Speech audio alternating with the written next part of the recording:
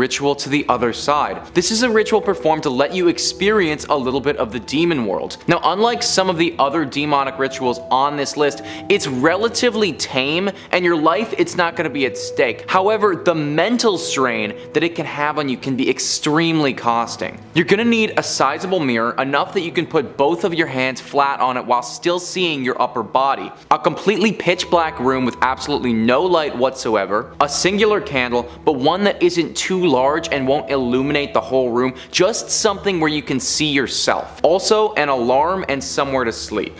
Now, after you have your items, go take a nap. You want to set your alarm for roughly 2 hours of sleep so that when you wake up, you are decently dazed and not fully aware. Right when you wake up, go to your room with your mirror and make it pitch black. Then light your candle and have it somewhere out of sight, just enough light that you can make out your face in the mirror. You want to place both hands on the mirror roughly shoulder width apart and start to stare at yourself. Focus on yourself. Your focus needs to be impeccable if you want this to work. Now start to alter your breathing. A slow breathe in and a longer exhale. You want your mind and your body to go completely blank and feel as if they're exiting your body. If you're doing all of this properly, then you should start to feel subtle vibrations in your hands that ring throughout your arms. This should be followed by your face starting to distort as if you were hallucinating. Now is when the real images start though. People have reported seeing flashes of loved ones who have died where they're supposed to be standing in the mirror, or have their own bodies start to morph into a demon. Sounds and voices will begin to ring throughout the supposedly silent room, and in extreme cases, your entire room will morph itself into a fiery hell. You have now calmed your mind to a state where it is capable of comprehending the demon realm, and you are in it. Now, it's relatively easy to snap out of this place and no harm will come to you, but that's not the case for some people. This experience can be extremely jarring and haunt people for the rest of their lives. In very rare cases, people who have tried this have descended into a deep depression or even madness. I can only imagine that knowing what is on the other side and what could be potentially waiting for us is a very scary place to be. Sometimes, guys, ignorance truly is bliss. Number 4 on this list is a game called the Devil's Game. In this ritual, you will basically be summoning the devil, and summoning the devil can be extremely dangerous. To perform the Devil's Game, you will need a few items. A can of salt, 7 candles, red or white is preferred, a lighter or match to light those candles, some red string, it could be rope or yarn if that's what you have, but the color has to be red. You'll also need a full-length mirror. Mirrors are pretty common in these rituals, by the way. And lastly, this must be done in a church, and it must be done at midnight when you do it. Also, you are not allowed to have anything electronic or any religious paraphernalia that may help you, like holy water. Now take your salt and surround the mirror on the ground. Then wrap your mirror with the red string. Take your candles and light them and space them out around the mirror as well. All of these things are actually to help protect you from the devil. The summoning you still have to do. To summon the devil, you actually have to do something sacrilegious in the church. This could be anything, but I think the easiest would be some sort of vandalism. Do that and then close all the doors to the room and kill the lights so that you're only lit by the candles. Close your eyes now and count to 10 with the distinct image of the devil in your mind. After you reach 10, open them. You should be staring directly at the devil in the mirror in place of yourself. Now, the devil didn't come all of this way just to look at you. He wants to play, and the game is a simple question and answer game. If you get something right, he'll answer your questions truthfully, but it's not that easy. This is the devil, and the questions that he asks will be specifically made to stump you. In fact, the questions that he asks will be ones that you're never 100% sure that you know the answer to, and therefore you can never be 100% sure if he is telling the truth to you or a lie when he answers your questions. So when you ask him, "How am I gonna die?" and he answers with, "You're gonna get hit by a bus," is that the truth? Or is that a lie? You're never gonna know, and for the rest of your life, you will most likely be petrified of buses. Occasionally, he will also dare you to do something. Now, this is interesting because if you complete the dare, you will know for certain that the next thing you ask him will be true. If you do the dare, you could ask him next week's winning lottery numbers and he'd have to tell you the truth. But the dare he gives you, it's not gonna be pleasant. Self-harm, hurting those that you love, completely going against any morals that you thought you had. Those are all completely on the table. You could stand to gain a lot from this game. However, you could also stand to lose a lot or gain absolutely nothing at all, just a bunch of paranoia. Anytime you summon the devil, it's a bad idea, and the devil's game is no different. Number 3 on this list is Veronica's game. Now, Veronica's game is a demonic ritual that will summon Veronica, a demon girl who died playing a very similar game many years ago. To get this demon's attention, you will need a few items: a mirror, again, a clock, a quiet room, a candle. This ritual will also require you to perform it at midnight, just like the other ones. Have the mirror set up in your quiet room so that it's at eye level with you. At exactly midnight, light the candle and stare into the mirror. Veronica. Veronica. You have to repeat her name 9 times, staring at yourself in the mirror. After you have done so, extinguish the candle and leave the room. Now, why is this called a game? I don't really understand, because there's really nothing fun about it at all. She's with you now. The demon Veronica is now there with you, and whenever you are by yourself, you will feel her presence. You have just awoken a demon who doesn't want to be awake right now, and she's going to haunt you. You'll feel the temperature start to drop whenever you're by yourself. You may hear sounds that you can't identify or sense movement that you don't understand. It's said that if you ever make fun of Veronica in any way, then that's going to be the last thing that you do. This demon supposedly carries around a pair of scissors at all times and will use them on you if she ever feels that you're taunting her. This demonic ritual should absolutely never be performed because you stand absolutely nothing to gain and potentially your life to lose.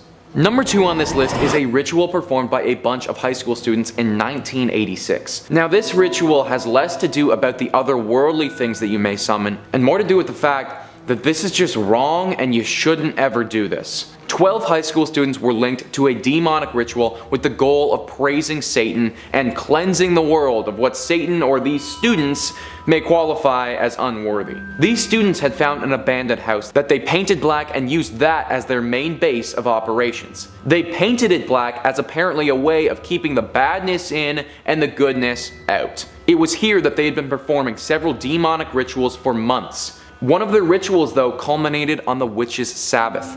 They had been preparing for this day for quite a while, drawing blood circles in their abandoned home, and speaking various incantations to please their devilish lord. The final act, though, involved a sacrifice. On the witch's Sabbath, one of the 12 high school students, a 15-year-old, snuck into an older student's bedroom with a shotgun and used him for the sacrifice.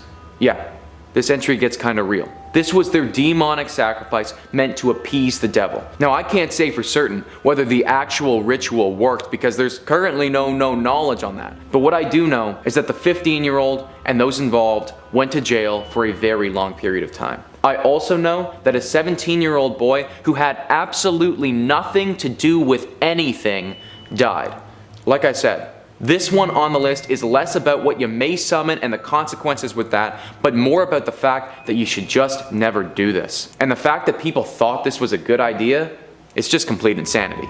Number 1 on this list is a ritual performed by 2 high school students, Mike and Sid. Now, although Mike and Sid kind of sounds like a great name for a sitcom or like a really good cop show, these guys get a little bit darker than that. Longtime high school friends and big fans of the horror movie genre in general, one evening they stumble upon a ritual on a deep part of the internet. The goal is to summon a demon. Even though the boys have a deep respect for demons and don't want to mess around, it's promised online that this demon will be thankful for being summoned and won't cause you any harm.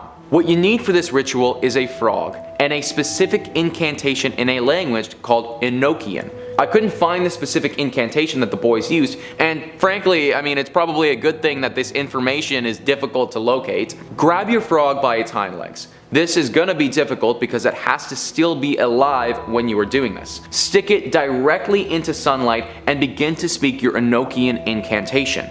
Now, I kinda hate this next part because I love animals, but as you're speaking your hex, kill the frog. Let the blood of the frog drop to the ground. If your spell is working, then you will notice pretty rapidly that the frog itself will start to wither up and shrink. Now, it's said that this should summon a demon in front of you. However, when the boys did this, that's not what happened. Sid was watching as Mike uttered the final words to their ritual. After it was done, Mike stood there for a moment, silently, with the dead, withered up frog in his hands, until he twisted his head 180 degrees backwards and stared directly at Sid with his eyes rolled completely back in his head. Then, without warning, he lunged after Sid in a fully unnatural, inhuman way, spitting and cursing as he did. Sid dodged him and ran out of the house as fast as he could, not stopping for 10 whole minutes. After an hour of waiting and regaining his courage, he carefully made his way back to go check on his friend.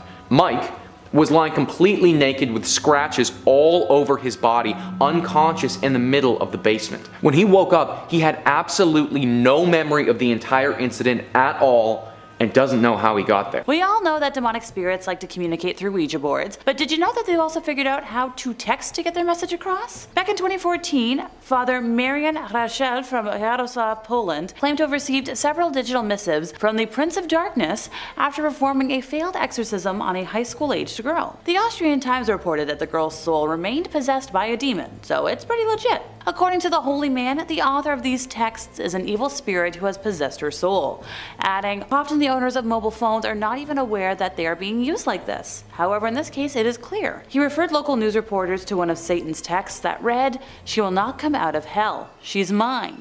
Anyone who prays for her will die." After the father replied, Beelzebub took his turn and said, "Shut up, preacher. You cannot save yourself, idiot, you pathetic old preacher." According to the priest, clearly this young girl has been possessed and needs further help. It's not known whether the beasts also use WhatsApp, Facebook, Messenger, or Twitter. Seriously though, if God works in mysterious ways, demons work in really lazy ones. I guess work smarter, not harder, but I hope my texts don't get hacked. Does anyone else know about Canada's first ever case of possession? This is an event that dates back to the 1600s. Leading figures in Quebec City during the 1660s, to be specific, suspected an alleged witch, Danielle Voyle, of employing diabolical arts to induce a demon to possess Barbe Halai, a young girl working at a manor house in nearby Beauport. Both the witch and the family of the girl had recently arrived in Quebec at the time, and the tiny village had fewer than 800 people. And when strange things started to happen to the family, people were a little thrown off. How strange, you might ask? People recorded details about them that we don't have for other people in what was known as New France.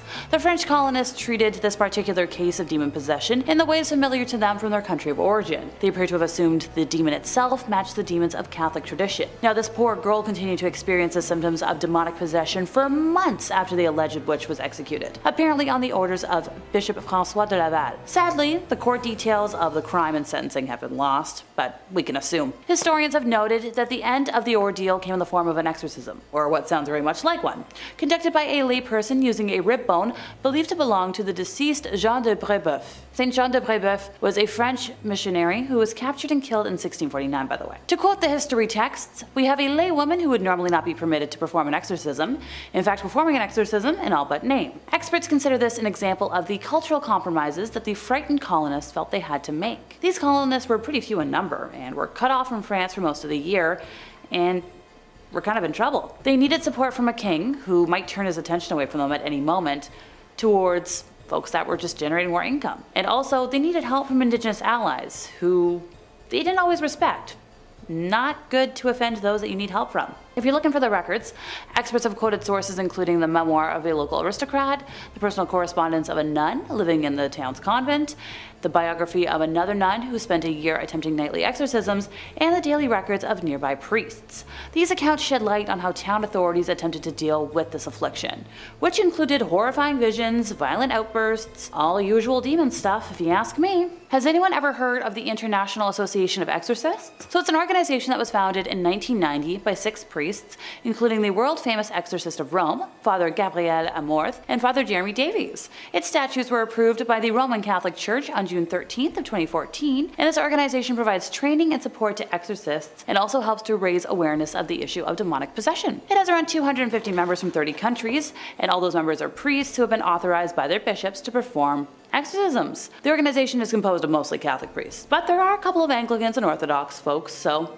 need a little bit of variety. The association recently published a Mexican Catholic priest's report of a significant increase in the extraordinary action of the devil. Devotees who seek miracles have been victims of numerous cases of oppression, obsession, and demonic possession, according to the Reverend Andres Lopez, who is a member of the College of Exorcists of the Primacil Archdiocese of Mexico. He described the skeletal Santa Muerte, also known as Holy Death, or the Angel of Death, as a growing cult or sect that is a fusion of Brazilian Quimbanda, Cuban Santeria, and occult Satanism. He's also associated it with organized crimes such as robberies and narco selling.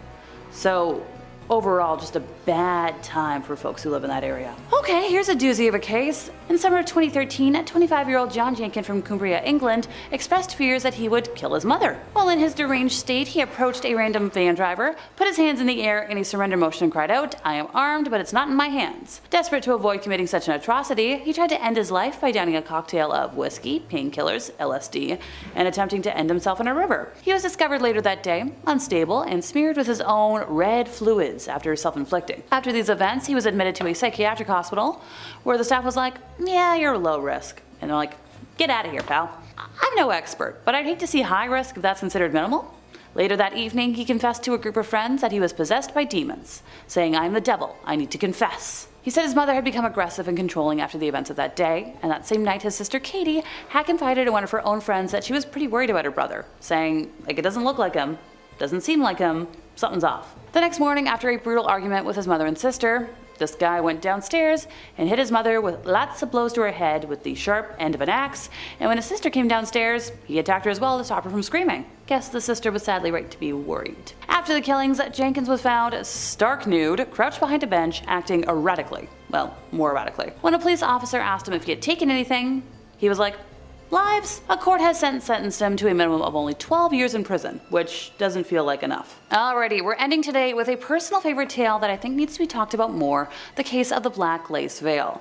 Now, while I obviously love the idea of a cute gothy aesthetic, this is anything but. After one of his public lectures, Ed Warren, the man we all know to love or hate, was conversing with a couple that had been in the audience, where a boy introduced himself as Alan and explained that he'd brought his girlfriend Lonnie to the lecture because he suspected that she'd been overtaken by some sort of occult influence. He explained that when his girlfriend became angry, her features would change into something resembling a wolf, and then the voice of a different person would speak from inside of her. Now, when Ed's wife Lorraine walked over to the group, Lonnie experienced an episode of instantaneous possession and lurched out in an attempt to attack Lorraine. This incident terrified everybody in the vicinity, with the Warrens ending the audience chat session immediately, and Ed was like, "Okay, let's get you folks out of here so we can deal with this privately." And Lorraine stayed outside because she's like, "I'm gonna take a minute." In the backstage room, the girl was fully under possession, breathing heavily, and her facial features had transformed into the wolf-like appearance the boy had talked about. After about 10 minutes, the possession passed, and Lonnie was lucid enough to explain dealing with memory loss, along with losing hours and days of her life over the last couple of months, which is a symptom common in possession. She went on to share her background, that she was a girl wealthy enough to buy whatever she wanted, but money can't buy love. Originally, her now boyfriend Alan had refused all of her advances and bribery attempts at becoming hers, so she resorted to visiting a store prominent in selling books to help with witchcraft, and bought a book on black arts. And she performed a ritual to get a lover. This ritual involved, you guessed it, the Black Lace Veil, on top of which she placed a crown of goat horns before renouncing God in her baptism, along with swearing allegiance to Satan, and finalizing the ritual by washing down the vow with a cup of animal life source. Simple stuff you can get at the grocery store. About a month after Lonnie performed the ritual, Alan began paying her the attention she craved, making her little world perfect. But what she hadn't counted on was that she was in debt to the demonic. She gave them permission to enter her life. Ed knew right away, crap, Lonnie's gonna have to undergo an exorcism, so he made contact with a priest the next morning who was able to come and assist. Upon arrival, the priest just wanted to make sure, so he instructed Lonnie to close her eyes and slowly count to 20, while his assistant stood behind her and placed a cross behind her head. The entity possessing the girl suddenly went wild, screaming, "Take it away, it burns, take it away," like she was freaking out during the entire exorcism, kept screaming, she's mine, her soul is mine." The spirit was eventually separated from Lonnie, but just before it departed, it vowed it would return to another. The Warrens gathered up everything, the veil, the conjuring book, all the paraphernalia, and brought it home. But I'm not done yet. Video's not over here. Later on, as time goes on, Ed receives a phone call from a man named John Rand, who's like, "Hey, can you meet my daughter? She has a natural knowledge of what he took to be witchcraft," and he was a little concerned. When she stared at people even when they weren't aware of it, she'd fill their mind with inhuman terror. John called Ed because, well, Charlene was manifesting different personalities, some male, some female. some that could even be called human, but all making extremely threatening statements to John and his wife. He had already brought Charlene to various doctors, clergymen, and they're all like, talk to Ed. Ed can fix your problems. So Ed's like, okay, come on over, let's see what we can do. So when he met Charlene, he went to go shake her hand, and she backed away and stared distrustfully at him, keeping track of every move he made. His attempts to question her resulted in no-end answers, and her eyes began to wander about the room in boredom. When they landed on the black veil in the corner, Charlene jumped up, grabbed it, and clutched it to her chest. Her features immediately began to transform into those of a wild, sneering creature, distinct from this otherwise pretty girl. Ed drew 2 vials of water to himself, one unblessed, the other blessed by an exorcist, and moved away from what was no longer Charlene, but an inhuman spirit, a lesser devil of hell. Horrid moaning and various animal sounds came from the girl as Ed blessed her, banishing the demon away for now a second time. Yeah, those items have been locked up ever since, and I don't ever want to see them back in this world. Coming in at number 5, we've got Giuseppe Tartini. In the first episode, we discussed another virtuoso musician who is rumored to have made a deal with the devil to become incredibly talented. The speculation was just that, all rumors. But in the case of composer, violinist, and music theorist Giuseppe Tartini, his dealings with demons seem to be a little more explicit. Tartini was well renowned at his time and proved to be quite influential in how he composed and played his music. But of his hundreds of musical pieces, one stands out above the rest. Sonata in G minor, Trio de Diavolo, the Devil's Trill. Devilry and demonic imagery were not as commonplace or as well received back then. Folks could get into trouble if they weren't careful with their artistic mores. However, as Tartini was a popular performer and composer, he seemed to get away with it. Apparently, the inspiration for this piece came from a vivid dream.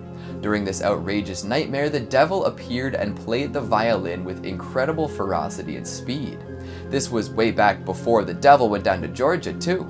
Maybe he's just a big fan of stringed instruments. Tartini woke up and immediately tried to replicate what he heard in his dream, but was unable to capture the full effect of the song.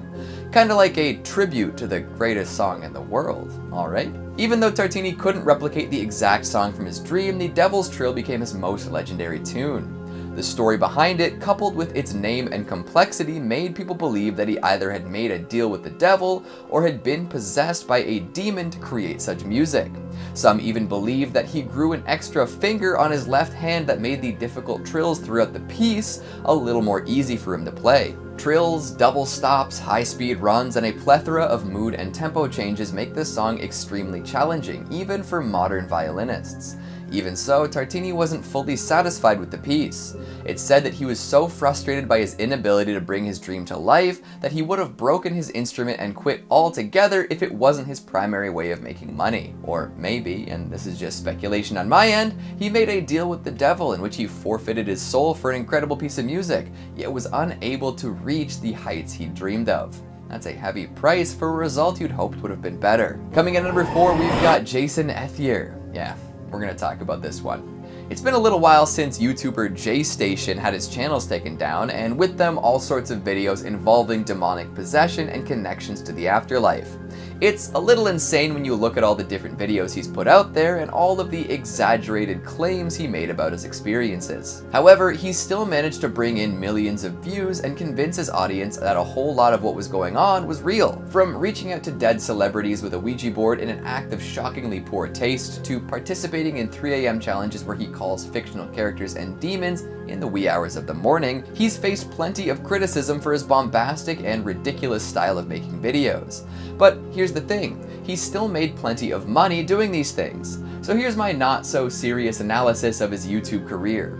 J-Station made some sort of Faustian deal for his success. Why else would he make so many demon-themed videos? Why would he lie to people and put out patently ridiculous content? Why would he pretend that his girlfriend died, then rent a church, buy a coffin, and then plan on doing a resurrection video? Boom.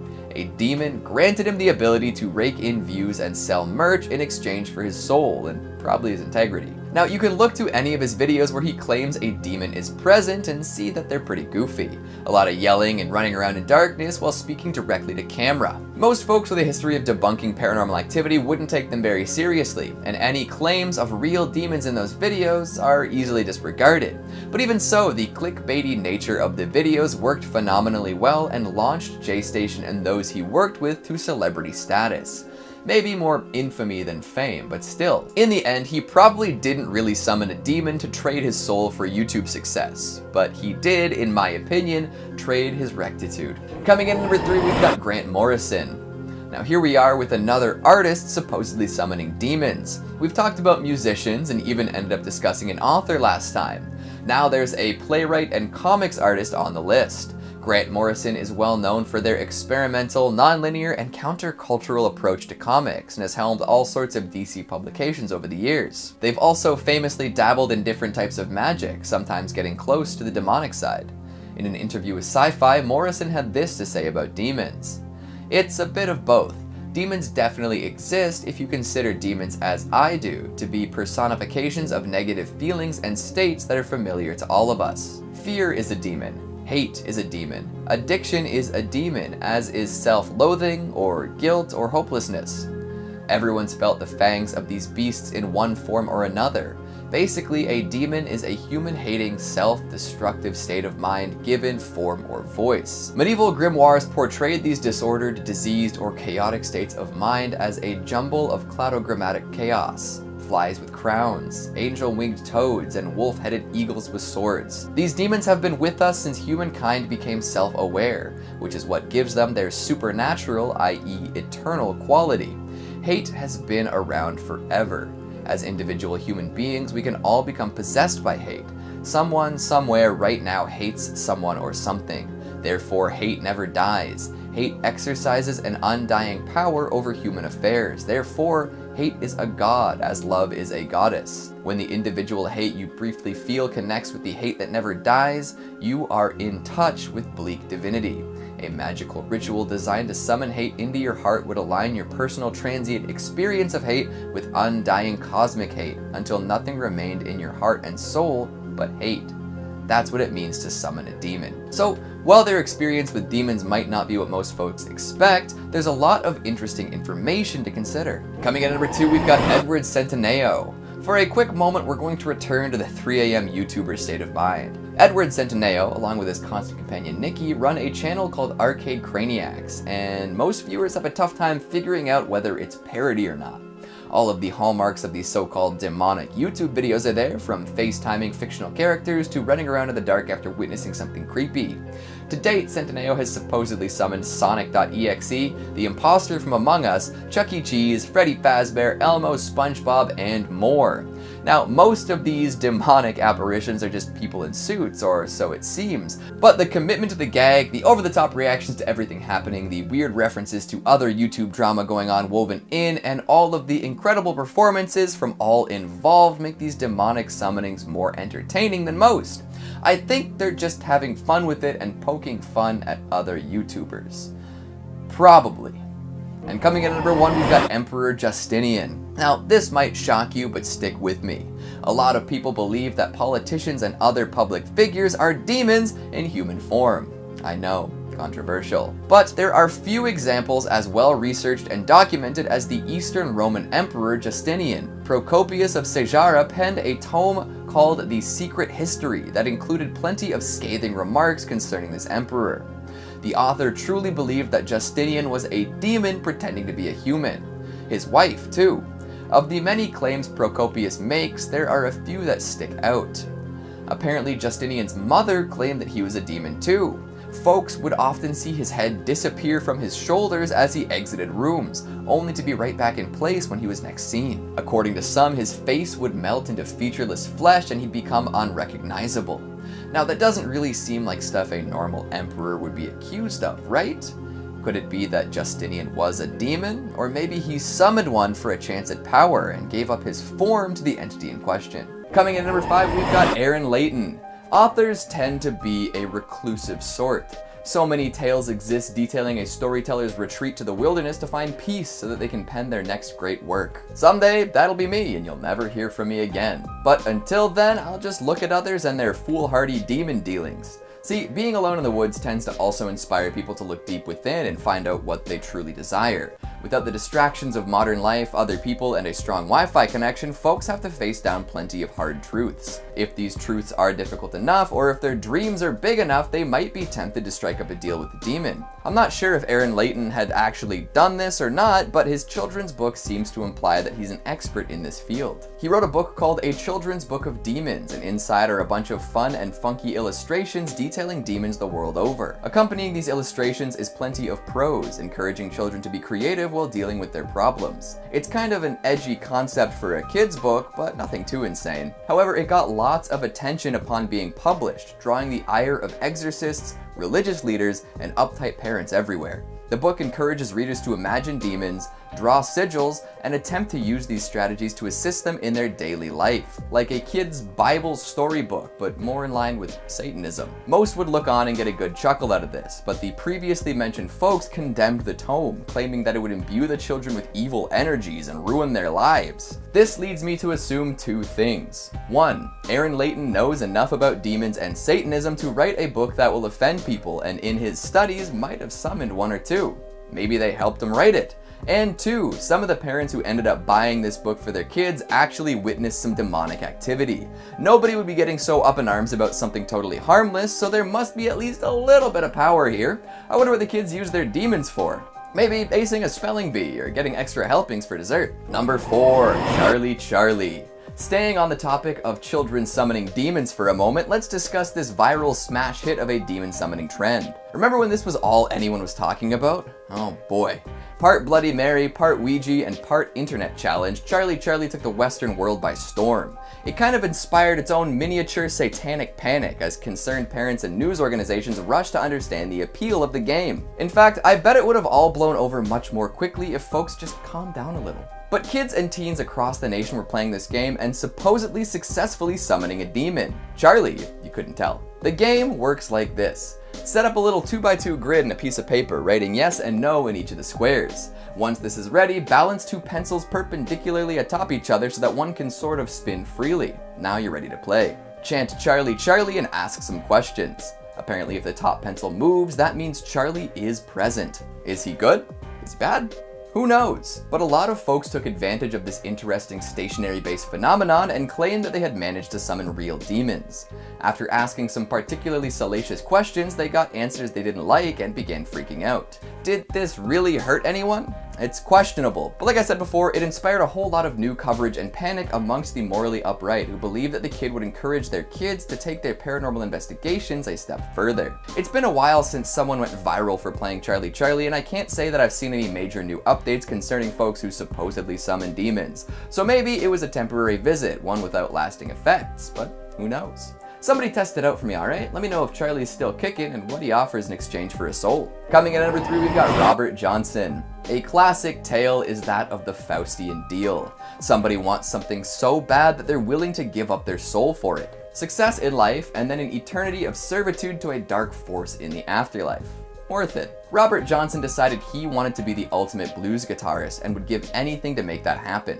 Some say that he sold his soul to the devil for the skills required. When he played, his talent was so impressive that much of his audience had no choice but to believe it was acquired through paranormal means. I'm sure that did a lot for his ego. Looking into this story, it's said that he met a devil at a crossroads and Satan tuned his guitar for him. Tenacious D who. The devil went on to teach Johnson how to master the blues, which was the prevalent guitar genre at the time, and from then on he was a genius on the fretboard.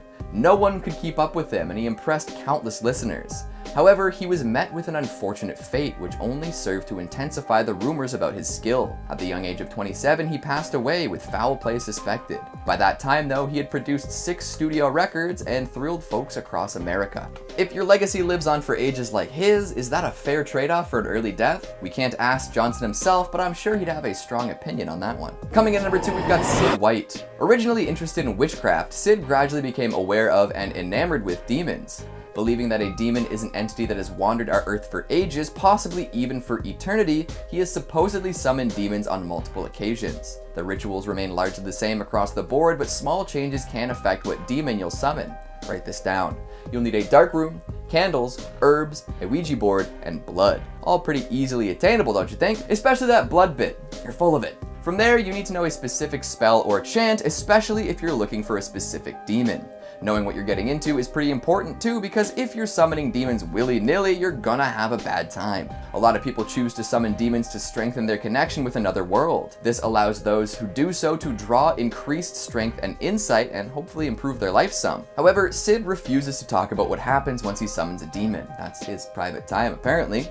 I mean, there are a lot of things people do behind closed doors that they probably don't want to discuss with the world at large. I pulled a lot of this info from an interesting article on Vice, and I'm sure Sid didn't want all the Vice readers to know his secrets. Check out the article if you want some more insight though. It'll be in the description. Coming in at number 1, we've got Niccolò Paganini, another masterful musician making morbid arrangements under cover of dark. Paganini was well known for being able to do things no other musicians could even dream of. As a child, he was a wunderkind, quickly picking up and becoming proficient in all sorts of different musical instruments. Being a child prodigy comes with a lot of pressure though, I'm sure. By the time he was a teenager, he was an alcoholic. However, he managed to overcome this, and in his early 20s, he became a well-regarded star, composing complicated and popular pieces of music and performing all over Europe. Some of the stuff he composed, nobody else could even attempt to play for years. He could play 3 octaves across 4 strings in one hand on the violin, and won a Stradivarius for sight reading a supposedly impossible piece. One of his most famous compositions was called Witch's Dance, which raised even more eyebrows. So maybe in his darkest hours of alcoholism, he reached out to a higher or lower power and asked for power beyond his wildest dreams. Either that, or he decided to get it together. He supposedly had really long fingers too, which may have helped with his incredible musicality. Coming in at 5, the Smurls family. The Smurl haunting took place between the years of 1974 and 1989, and referred to claims made by Jack and Janet Smurl of West Pittston, Pennsylvania, who alleged that a demon was tormenting their home. Their first claims arrived in 74 when they alleged that their double-block home was disturbed by a demon that caused loud noises and bad odors, threw their dog into a wall, shook their mattress, and pushed their children down some stairs. And on top of that, even physically and sexually assaulted Jack on multiple occasions. In 86, the family brought in our favorite demon fighting duo, Ed and Lorraine Warren.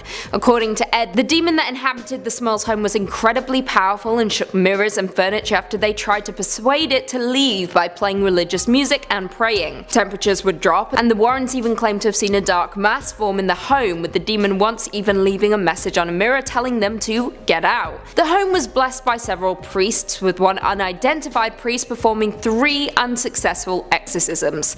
Janet Smurl claimed the demon avoided the rite during the exorcism by moving between the double-block home and following the family to other locations.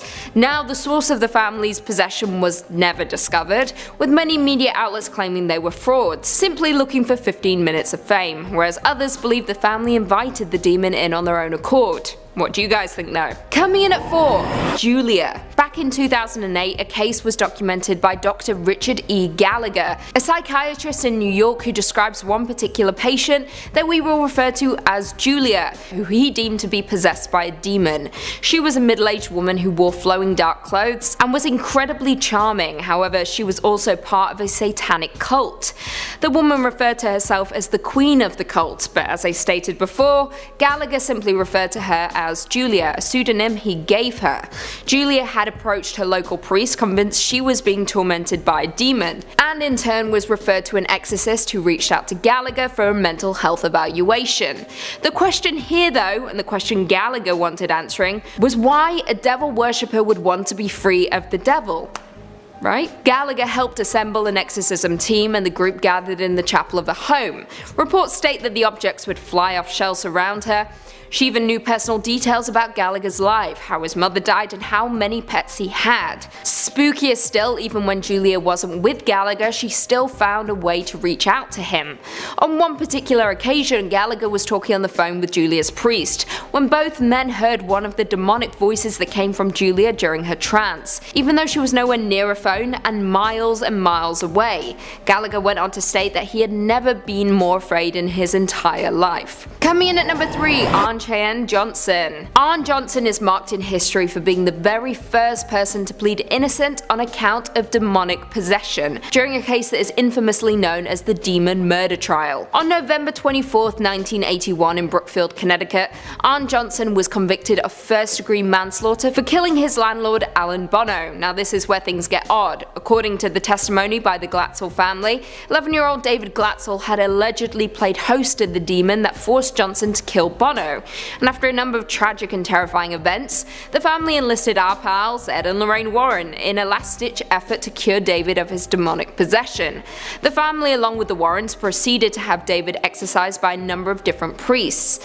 It lasted several days, and according to eyewitnesses, the demon left the child's body and took up residence in Arn Johnson's instead.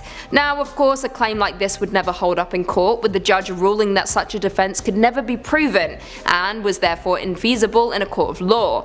Johnson was therefore convicted, though he only served 5 years of a 10 to 20 year sentence. Coming in at number 2, Michael Taylor. Michael Taylor is a man who became notable in England in 1974 for alleging that he was possessed by a demon. Taylor lived in West Yorkshire as a butcher, and with his wife belonged to a Christian fellowship group. However, Michael wasn't all good, with him often admitting that he felt evil within him, resulting in him attacking the leader of the fellowship, Marie Robinson, verbally. Taylor's behaviour increasingly became more erratic, and as a result, the local vicar called in other ministers experienced in deliverance in order to cast out the demons residing within the man.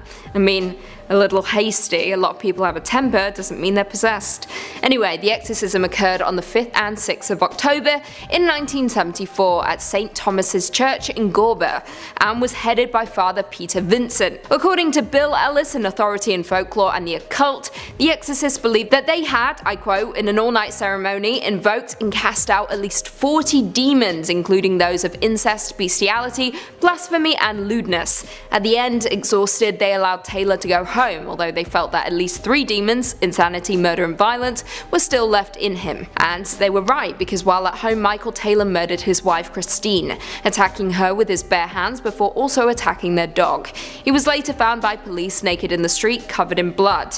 At his trial, Taylor was acquitted on the grounds of insanity and was sent to Broadmoor Hospital for 2 years. And finally, coming in at number 1, Gottliebendeitis. This scary demonic case takes us all the way back to the 1800s. Gottliebendeitis was a 28-year-old resident of the rural German village of Mottlingen, located within the Black Forest. She was raised with Lutheran parents and had somewhat of an oppressively religious, highly superstitious upbringing. However, when her parents died, Deitis lived with her siblings and continued to attend service. But it was the people living nearby the Deitis home that began to notice strange noises emanating from the home during the dark hours of the night. Noises which sounded violent in nature. Of course, many people suspected abuse was going on inside the house, so people decided to investigate. According to reports, they saw things that they couldn't explain. Furniture moving on its own accord, strange thuds, scrapes, and bangs that seemed to be coming from inside the walls, leading them to believe that something paranormal was occurring within the home.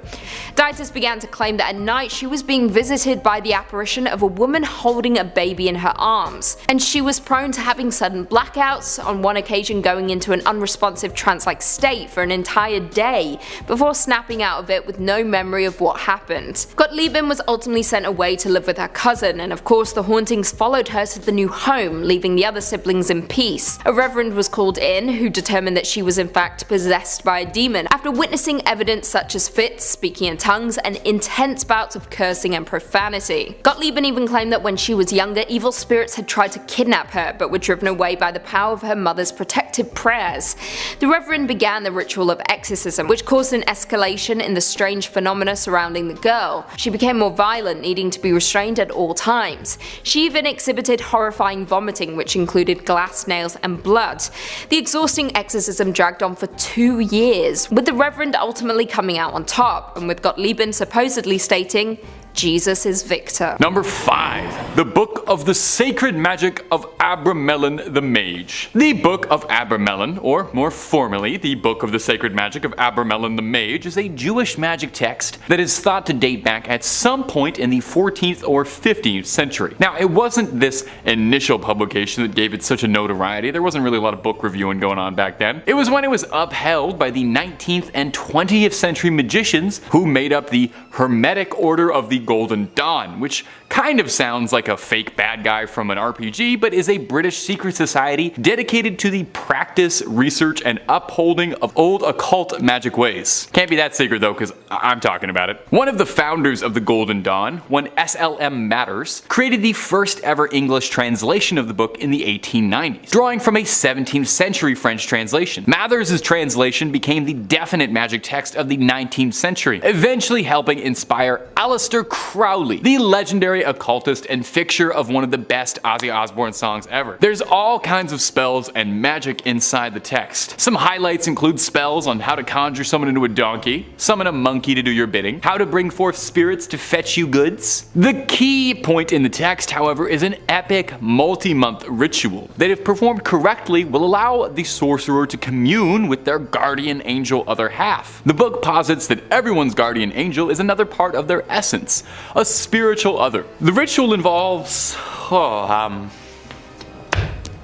don't really know how to say this politely. You have to get blissfully intimate with the angel, and once this honeymoon period is over, the caster then has to summon up and conquer unredeemed spirits of the infernal regions of hell to conquer them, and then will be able to be master of the spirit domain. That all sounds pretty complicated though, honestly, so all things considered, maybe it's for the best that this one's locked away. I don't really need to mess with magic, that's above my pay grade, and I'm not looking to get too intimate with my significant other guardian angel anytime soon. But if you're looking for more true tales of terror, fake frightening fibs, cursed relics, ancient evils, ancient cryptids, aliens, conspiracies, ghouls, goblins, and way more of this guy, Top 5 Scary is the only place to be. So stay subscribed, make sure you hit that little bell so you don't miss a scream, and I know this is a big ask, do that at the end of this video, because I got 4 more cursed books coming for you right now. Number 4, the Codex Gigas. When it comes to cursed and demonic books, the Codex Gigas is one of the biggest ones around. Like, literally. Codex Gigas translates to giant book, which isn't a very scary name, but when you see the size of this behemoth, it starts to make a bit more sense. The thing is massive, 2 feet long. While giant oversized illuminated manuscripts were fairly common around this era, this one stood out for its immense size and also the impressively scary rumors surrounding the cursed text. It's occasionally been dubbed Satan's Bible due to the interesting legend behind its origin. Now, supposedly the story goes that a monk by the name of Herman the Recluse, which same, honestly. Anyway, Herman was condemned to death for heresy and was to be walled up alive and starved. In a desperate plea to save himself, Herman tried to convince the prior and the abbot that if he could pen a manuscript to honor God's glory and contained all of human knowledge and history in one night, that he could be let free. The abbot agreed, thinking that this was, of course, an impossible task. Well, he didn't know that Herman was the John Wick of penmanship, who wrote until midnight, wearing his fingertips down, and in a moment of desperation, made a prayer to Lucifer, and asked for his eternal soul in exchange for the book's completion in order to repent for his heresy. I totally get it, you know? I've done some pretty crazy things trying to write my script in time for a deadline too. I sold my soul earlier this week to get Top 5 UFOs in on time. I get it. Now, not poking any holes in your logic here though, Herman, but I will say maybe selling your soul to the devil is part of the reason you got into this mess, because that actually sounds a ton like heresy. A variation of the legend states that Herman worked for years on the manuscript, day and night, but still asked for the devil's assistance anyway, the lazy bastard. Anyway, the legend states that Satan signed the Bible with an illustration of himself. The ego on that guy. The book contains a birth of information. Like they said, it was supposed to be everything humanity had attained up to that point. Now these days, the Codex Gigas is preserved in the Natural Museum in Sweden, where you can admire the line work of Herman the Recluse and his ghost author, Satan. Number 3, the Grand Grimoire. Our next entry has been formerly referred to as the Gospel of Satan. It's different from Satan's Bible, and is said to be a cursed book whose knowledge had to be sealed away to protect humanity. So this might be the most dangerous book ever published after Hop on Pop. The Grand Grimoire was said to have been penned by a priest in the 16th century who was possessed by a litany of demons who compelled the man to put their knowledge to paper. Acting as a scribe for the demons, the man wrote everything they knew about dark incantations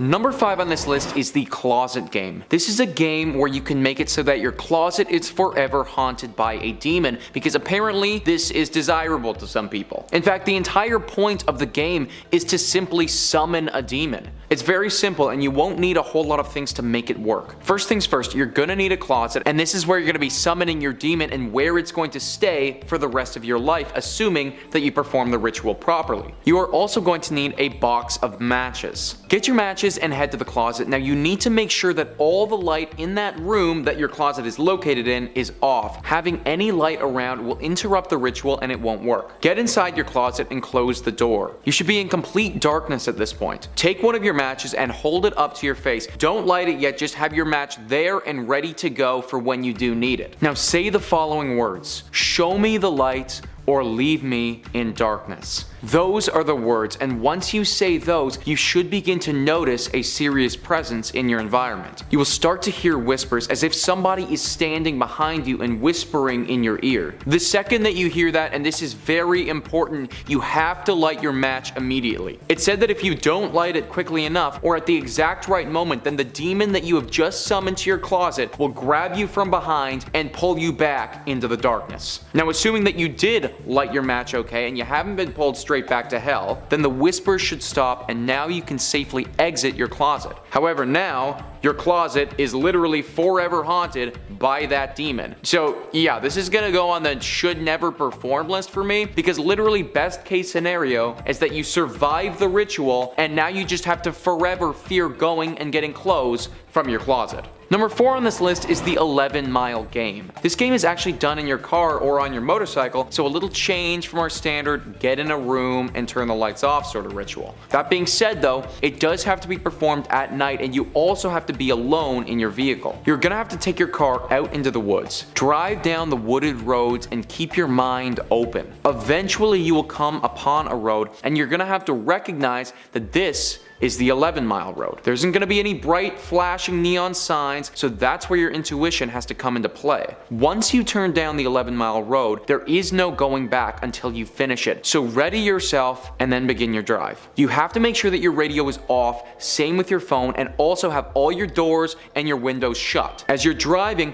things will begin to happen. The first mile, there's nothing, it's just a standard road, but by the time you get to the 4th mile, you may start to hear voices or notice movements in the darkness. Keep your eyes on the road and keep driving. By the 8th mile, your headlights will be flickering, the voices will be incredibly loud, maybe even from your back seat. You may see bright lights from the forest. Just keep your eyes on the road and keep driving. By the 10th mile, don't look in the mirror, don't look in the back seat. Your car may even stall and stop, but you can't panic. Quickly turn it off and then turn it back on and keep driving, because you can't stay in one place for very long. Last mile is the 11th mile, and your car will assuredly stall. You just have to tune everything out. Voices, feelings, sensations, ignore everything. Close your eyes if you have to, plug your ears, whatever you have to do so that you don't look at anything. Just get your car operating again and keep driving. If you make it through the 11th mile, then you will reach a dead end in the road, and here is where you can finally stop. At this point, you've just made it through the 11-mile road and you are granted with one wish that will manifest something physical inside your car. This ritual is only extremely dangerous if your focus shifts for any moment. If you trust your ability to stay super calm under the type of demonic pressure you would be experiencing from the 11th mile, then that's up to you. But just know that if you do stop or you do look at something, then the consequences could be very dire.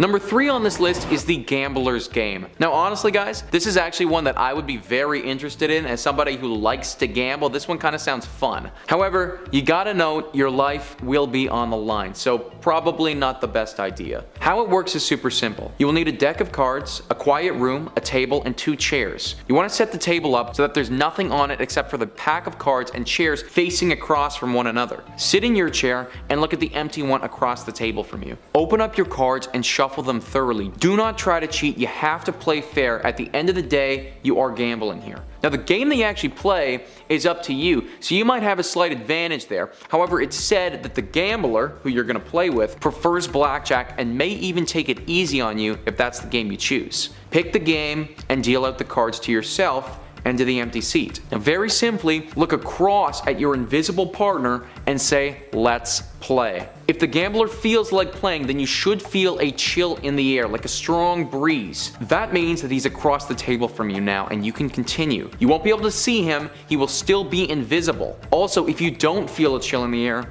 don't bother continuing, there won't be anybody there. Once he's there though and accepted to play with you, the wager from your end is your life. Proceed by playing the game as you would. You'll have to move his hand for him, but once again, don't cheat. You will die if you do. If the game progresses and you lose, then the gambler won't waste any time at all. You will be killed on the spot. If the game progresses though and you win, and this is the good part, you can now take the top card off the deck and cut open your index finger on one hand. Once you've drawn blood, then congratulations, that hand is now your lucky hand. If you head to a casino and you play blackjack and you pick up the cards with that hand, you will turn a made hand. If you throw a die, same deal, they will land on your number. Basically now you have exceptional gambling luck for the rest of your life, and you could in turn become extremely rich. You still shouldn't do this though, because you are betting your life to begin with, and you could very easily lose to a professional demon gambler. But the reward at the end is amazing. Now all this could just be a major hoax on the internet. Like if you think about it, he's invisible the whole time and you just have to move his cards. Like that's basically just solitaire. So I'm not totally sure, but we might never know, because I personally do not want to risk my life and test the theory. Number 2 on this list is the Dry Bones Ritual. This game is super similar to the Midnight Man game, if you've ever heard of that one. The idea is pretty simple. Hide and seek with a demon with potentially life or death stakes. That, in my opinion, doesn't sound so great. However, if you win, then you do get something pretty special. It's said that if you're able to win this hide and seek game, then the demon Dry Bones will grant you one wish of your choosing, so you could stand to gain quite a bit. If you're gonna do this, then it has to be done at exactly 12:01 a.m. You have to make sure that every door in your home is firmly locked. This goes for the windows as well. All electronics, lights, radios, anything that is typically plugged in, that has to be turned off as well. Once this is done, focus your mind on the wish that you want. It has to be something realistic, because it's going to show up outside your door when the game is over if you win. Once you've done that and made it clear in your brain, light a match. If this match doesn't burn out in less than 15 seconds, so it has to stay lit for 15 seconds, then Dry Bones has decided that it will play with you tonight. Now, lie on the ground and say, "I am aware of your presence, and I welcome you into my home, but not my body.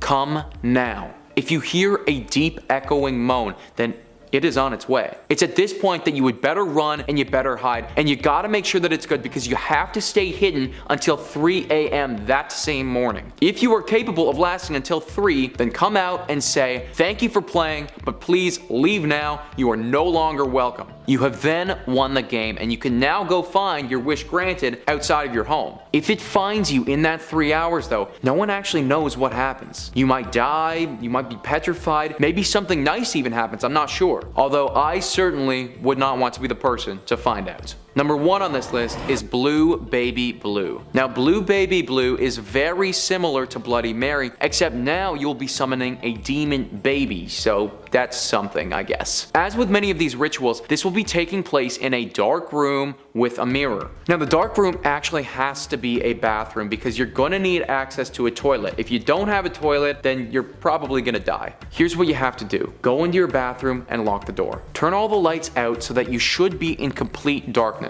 Now you will need just a slight bit of light to see some sort of reflection in the mirror, so either wait for your eyes to adjust, or I guess bring in a very small candle with you. Now stick out both of your hands as if you were holding something in front of you. Look into the mirror and repeat this 13 times. Baby blue, blue baby. That's 1. Do that 13 times without fail, which is actually kind of hard. Baby blue, blue baby, baby blue, blue baby. Yeah, that would be difficult. But if you make a mistake and trip up on your words, then it said that it won't work. So you're gonna have to start again if you do that. If you do make it through that part of the ritual, then in your outstretched arms, you should feel a weight has just formed. You won't be able to see it, but you will very clearly feel that you are now holding a demon baby. Now you have to make sure that that thing is far away from you, because if it's close enough, then it's gonna scratch, it's it's gonna claw, it's gonna rip out your hair. It's not a pleasant baby. After a little while of feeling the weight in your arms and hopefully it not clawing the crap out of you, you're gonna start to hear crying coming from inside your head. This is your cue to take the baby, drop that thing in the toilet, and flush it out of here. It's said that if you don't do that part fast enough, kind of similarly to our previous example with the matches, then you're gonna be in trouble. If you wait a little bit too long, then a hideous looking woman is gonna appear in the mirror. She's gonna stare straight at you and yell, "Give me back my baby."